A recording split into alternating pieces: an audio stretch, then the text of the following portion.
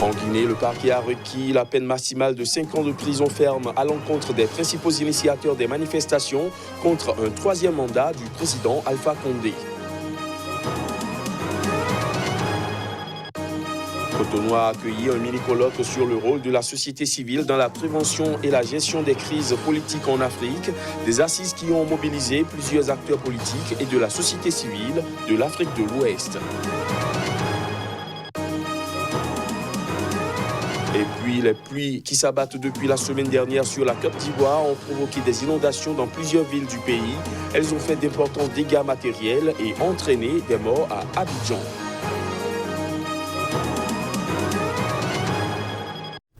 Voilà pour les titres. Bonsoir à tous. En Guinée, le parquet a requis ce vendredi devant un tribunal de Conakry la peine maximale de 5 ans de prison ferme à l'encontre de 7 des principaux initiateurs des manifestations contre un éventuel troisième mandat du président Alpha Condé. Le procureur a cependant demandé la relaxe du 8e prévenu. Voici les détails. Le parquet a requis vendredi devant un tribunal de Conakry la peine maximale de 5 ans de prison ferme à l'encontre des principaux initiateurs des manifestations contre un éventuel troisième mandat du président Alpha Condé en Guinée. Dans un tribunal placé sous haute protection policière et devant une salle bondée, le procureur a requis contre 7 des 8 prévenus la même peine d'emprisonnement de 5 ans assortie d'une amende de 2 millions de francs guinéens, soit 194 € chacun. Le procureur a également demandé la relaxe du 8e prévenu. Les prévenus jugés pour avoir tenu des propos de nature à troubler l'ordre public sont des dirigeants du Front National pour la défense de la Constitution, FNDC, collectif à l'origine de l'appel aux manifestations qui ont secoué Conakry et plusieurs villes de Guinée en début de semaine. La contestation a fait 10 morts parmi les manifestants et 70 blessés par balle et donné lieu à près de 200 arrestations selon le FNDC. Pendant ce temps, les autorités parlent de 9 morts. Le FNDC entend faire barrage au projet prêté au président Alpha Condé de faire réviser la Constitution pour se présenter à sa propre succession à l'expiration de son deuxième mandat en octobre 2020. L'actuelle Constitution limite à 2 le nombre de mandats. Les pourparlers de paix entre Khartoum et des rebelles du Darfour, du Kordofan Sud et du Nil Bleu ont repris ce vendredi à Djouba après la déclaration d'un cessez-le-feu permanent par le gouvernement soudanais dans des zones où ces rebelles sont actifs. Les pourparlers avaient été suspendus mercredi lorsqu'un des principaux groupes rebelles avait accusé les forces du gouvernement de bombarder certaines de ses positions au Kordofan Sud. Ce vendredi, des responsables de toutes les parties impliquées ont annoncé avoir trouvé un accord partiel sur l'agenda de discussion. Les pourparlers qui ont lieu grâce à la médiation du Soudan du Sud ont été lancés depuis lundi dernier. Cotonou, la capitale économique du Bénin, a abrité un mini-colloque sur le rôle de la société civile dans la prévention et la gestion des crises politiques en Afrique. Organisé par l'Association béninoise des droits constitutionnels, ces assises qui ont duré 2 jours ont mobilisé plusieurs acteurs politiques et de la société civile de la sous-région ouest africaine. Reportage. Des acteurs politiques et de la société civile venus de la Côte d'Ivoire, du Sénégal, du Burkina Faso et du Togo se sont réunis à Cotonou pour échanger et harmoniser leurs connaissances et expériences en vue de parvenir à de meilleures stratégies de prévention et de gestion des crises politiques en Afrique. Ils ont réfléchi sur le thème « La société civile et les crises politiques en Afrique ». Les crises qui secouent notre continent sont des conflits essentiellement politiques. Ce sont des conflits qui relèvent pour certaines des risques juridiques et de l'insécurité constitutionnelle sur le continent. Et comme les crises sont générées par le politique,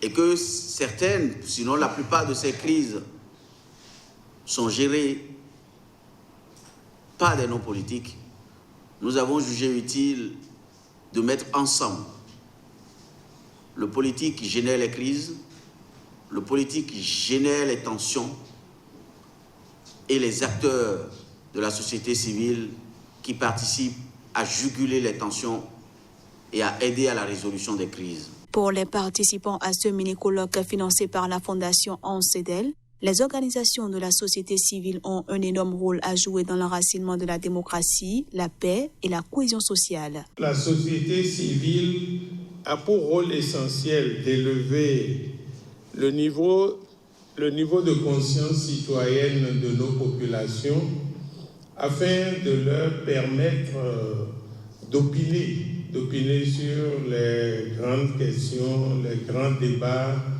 nationaux.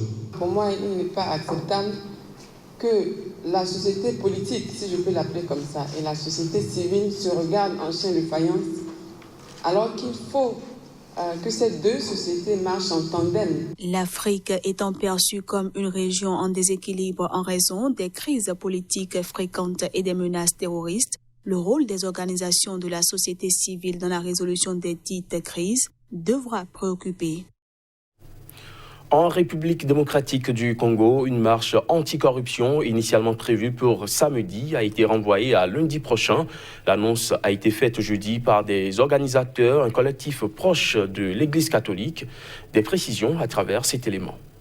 La marche est décalée de 48 heures parce que les autorités de la ville qui organisent le même jour une mobilisation pour la propreté dans la ville de Kinshasa ne pourront pas encadrer les deux manifestations, a déclaré Hervé Diablesse, avocat du comité laïque de coordination. La croisade anticorruption lancée par le comité laïque de coordination a reçu le soutien de la coalition d'opposition Lamuka et du lanceur d'alerte congolais Jean-Jacques Lobomba en exil en France. Cette société est aujourd'hui mûre parce que la corrélation a été très vite faite entre la souffrance de la population et la corruption qui gangrène tous les domaines de la vie économique et politique du pays. Donc le peuple a compris d'où vient son problème, c'est la raison pour laquelle aujourd'hui, de quelque bord politique que cette population soit, elle est unanime pour dire que c'est la corruption qui gangrène et qui ralentit et qui freine son développement. Nous devons savoir qui a tué Armand Tungolo. Nous devons savoir comment est-ce que Floribert Chebeya est mort. Ces enfants méritent de connaître la vérité. Et sans cette vérité, je ne pense pas que M. Tshisekedi va bâtir un pays où tout le monde sera réconcilié. On ne pourra se réconcilier qu'avec la vraie justice. Ce n'est pas en faisant de l'équilibrisme politique. L'équilibrisme politique, c'est fait pour les politiciens. Mais pour réconcilier un peuple, il faut la justice.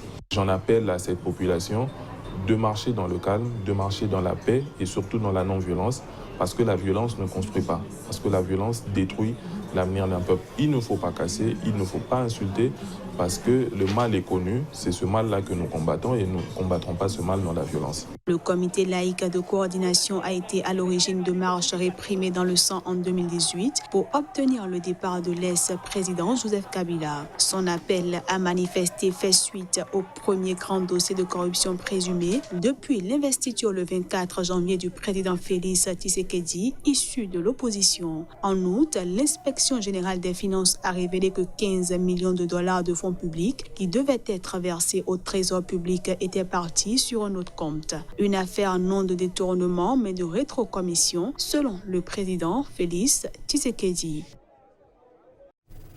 L'ancien président de l'Assemblée nationale ivoirienne, Guillaume Soro, a porté plainte après une tentative d'arrestation à Barcelone, en Espagne, dont il dit avoir fait l'objet. L'information a été confirmée par l'un de ses avocats.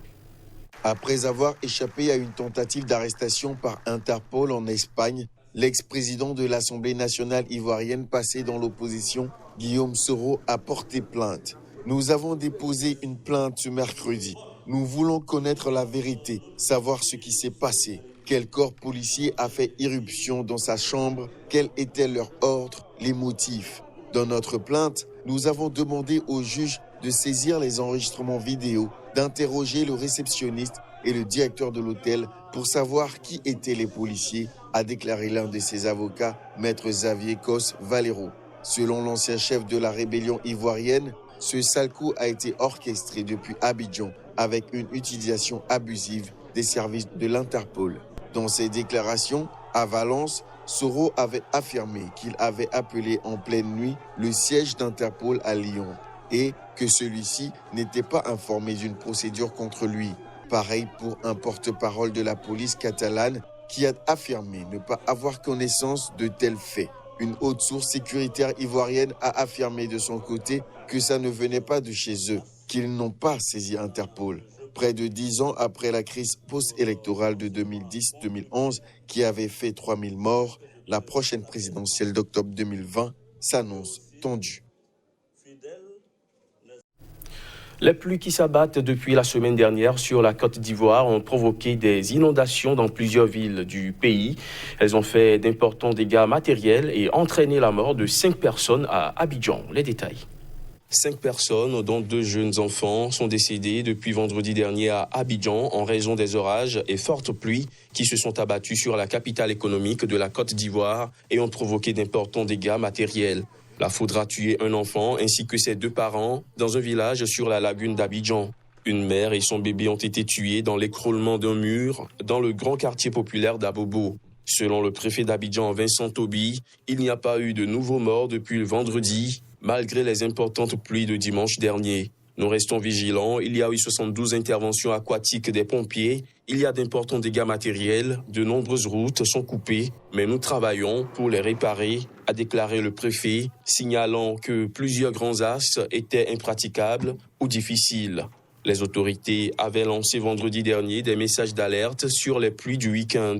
L'année dernière, la saison des pluies s'était déjà soldée par 18 morts et des centaines de familles sinistrées. 3 personnes sont mortes cette année, au mois de juin. S'attirant souvent les foudres des populations, le gouvernement procède régulièrement à la destruction de quartiers dans des zones inondables ou dangereuses. Abidjan compte 5 millions d'habitants, dont une grande partie vivent dans des conditions précaires, s'installant et construisant des maisons là où ils trouvent de la place, souvent dans des zones inconstructibles.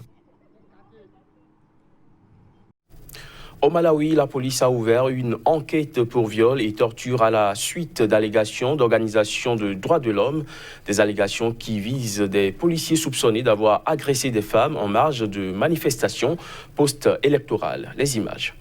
Depuis les élections présidentielles et législatives de mai, le Malawi, petit pays d'Afrique australe, est le théâtre de manifestations de l'opposition qui dénoncent la réélection à leurs yeux frauduleuse du président sortant Peter Mutharika. Des manifestations ont éclaté la semaine dernière dans plusieurs localités à quelques dizaines de kilomètres à l'ouest de la capitale Lilongwe. Le 8 octobre, un policier a été tué à Msnoué, lapidé à mort lors d'affrontements entre partisans de l'opposition et forces de l'ordre. Le lendemain a affirmé ce jeudi une plateforme d'ONG, le réseau de coordination du genre. Plusieurs cas de viol et de torture ont été enregistrés à Msnoué, Mbatalika et Mpengu. Des policiers ont tiré des gaz lacrymogènes dans toutes les directions, dont des commerces et des maisons. Ils ont aussi pillé des maisons, a déclaré la présidente du NGO-GCN, Barbara Benda.